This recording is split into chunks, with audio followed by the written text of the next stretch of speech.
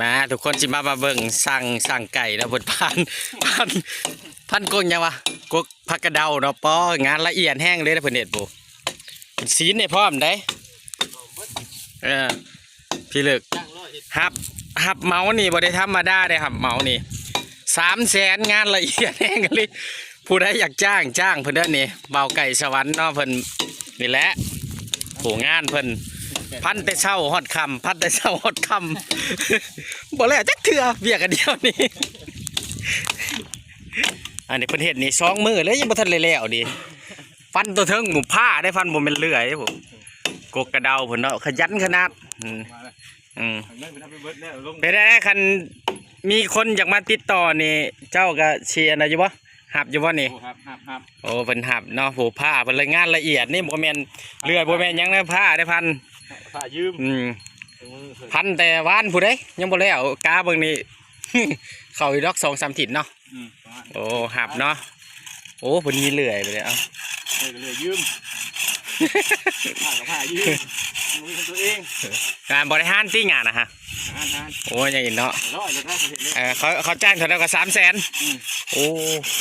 งานนี้งานละเอียดได้เมียนมัดในพร้อมเด้อใครอยากจ้างเลยจ้างเพิ่นได้300,000งานละเอียดค่าลงกันได้หนางานถือว่าเขาน้ำซ้ำป้าบริกินนะเรืออยู่ในเล็ดแต่คำแต่เช่าฮอดคำหมดแล้วนี่กินขาดเรียงพอยอมใจสู่หรือไม่ถอนเดียวหรือเลื่อยแม่มัดมือเอาลีได้เป็นแต่จ้างอยู่แบบนี้ฮะผมเมียนมัดให้มัดได้แต่ละท่อน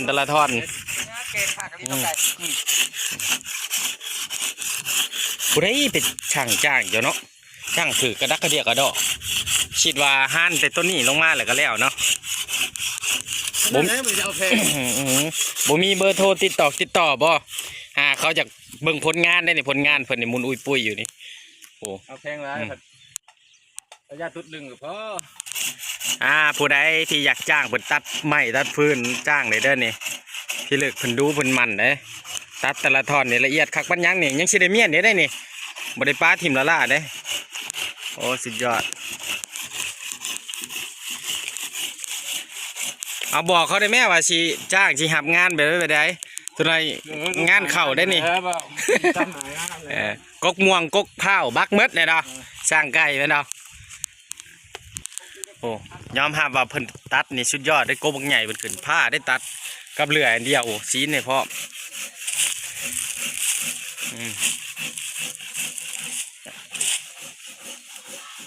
โอ้เจ้าหน่อยนี่กับกูขามีแล้วเนาะผมมันจริงขับมองเด้อว้ายจะออกแล้วบ่ว้าวปูมะขามก็จะเป็นลายจ้างตัดไม้จัดยังได้หมดเนาะ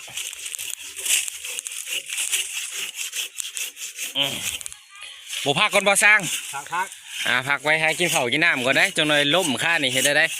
เป็นล้มงานต่อไปบ่ได้นี่โอ้มะขามซ้อนเลยเนาะไปพักกินข้าวก่อนมื้อหน้าสิมาถ่ายใหม่มาเบิ่งผลงานไปอีกได้นี่จักสิแล้วหรือว่าผลงานมันนี่หรือว่าบรรยุบรรยาไว้นี่คือเก่าเด้อถ่าเบิ่งเด้อเอาติดตามผลงานสร้างไก่สวรรค์เนาะ